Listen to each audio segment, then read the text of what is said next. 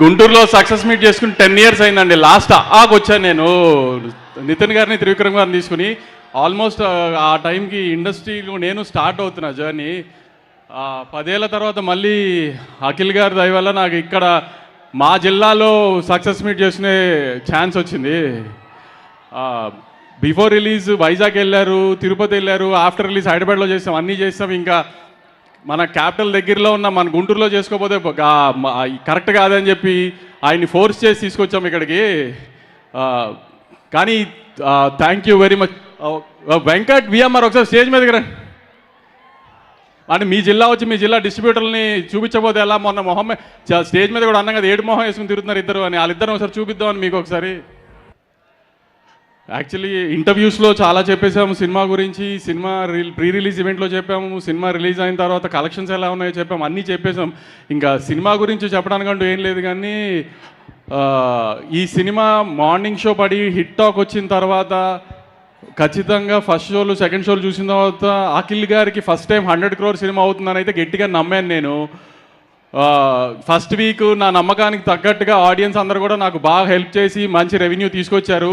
ఈ వీకెండ్ కూడా వేరే తెలుగు సినిమా ఏమీ లేదు, తప్పకుండా ఫ్యామిలీస్ అందరినీ తీసుకుని వెళ్ళి థియేటర్కి వెళ్ళి సినిమా చూసి మనం అఖిల్ గారికి ఫస్ట్ 100 crore సినిమా ఇచ్చేటట్టుగా నాతో పాటు మీరు అందరూ కూడా తోడు రావాలని గట్టిగా కోరుకుంటున్నాను.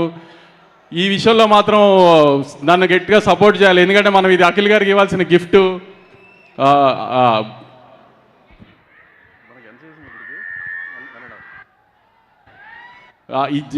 ఈ జిల్లా డిస్ట్రిబ్యూటర్లు ఇద్దరిని అంత ధైర్యంగా స్టేజ్ మీదకి ఎందుకు పిలిచానంటే కమిషన్తో సహా బ్రేక్ ఈవెన్ అయిపోయారు వీళ్ళిద్దరు. అందుకని కొంచెం నవ్వు మొహాల్లో వీళ్ళిద్దరు మీకు చూపిద్దామని ధైర్యంగా స్టేజ్ మీదకి పిలిచా.